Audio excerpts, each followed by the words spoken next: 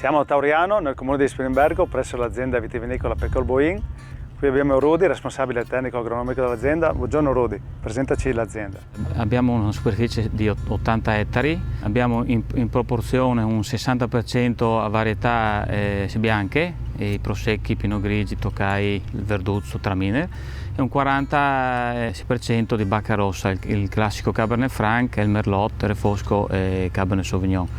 Tu sei stata la prima azienda circa 4 anni fa che ha iniziato il percorso degli insetti utili.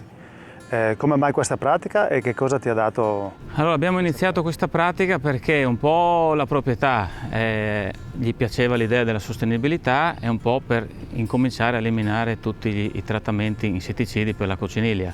Quindi nel 2018 abbiamo iniziato sullo Chardonnay, che è la varietà più delicata con questa problematica, e da lì siamo partiti, la cosa ci è piaciuta, abbiamo fatto il primo lancio nel 2018 su questa varietà. Dopodiché l'anno dopo abbiamo ampliato su 30 ettari dell'azienda e negli ultimi 2 anni abbiamo fatto in pratica su tutta la superficie, quindi su tutti i 70-80 ettari di vigneto. Quindi voi adesso utilizzate gli insetti utili su tutta l'azienda? Adesso in questo momento noi stiamo utilizzando su tutta l'azienda varietà bianche e rosse, questo tipo di lotta contro questa cocciniglia, ed è 3 anni che non usiamo più gli insetticidi. Settimanalmente il tecnico del circolo viene qua, insieme a me facciamo il giro per la vigna e si valuta il momento ideale per fare questi lanci.